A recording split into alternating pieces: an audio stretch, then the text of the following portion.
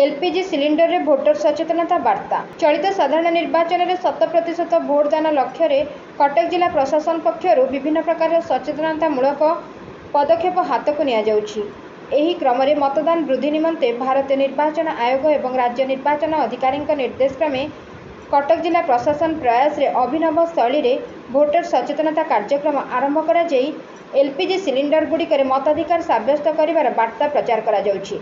जिलार समस्त योग्य भोटर आगे आसी निजर मत सब्यस्त कर गणतांत्रिक विधि व्यवस्था को मजबूत करने सहित मतदान करिवार अतुलनीय अनुभूति साउंटिबाक ए वार्तारे कुआଯାଇଛି। कटक जिलार संसदीय क्षेत्र अंतर्गत बारवाटी कटक, चौद्वार कटक, कटक सदर, बड़म्बा, बांकी और आठगड़ विधानसभा आसन निमंते आसंता मे 25 तारिख रे मतदान पाई निर्वाचन तारीख चूड़ांत होईछि। एई एलपीजी सिलिंडर गुड़िकरे भोटदान तारीख मे 25 तारीख को मन रखिबा निमंते वार्ता मध्य उल्लेख रही। कटक सहर में अधिक संख्यार भोटर मतदान प्रक्रिया अंशग्रहण करने को जिला प्रशासन पक्षर अनुरोध करा जायछि। Bureau report 51 news agency.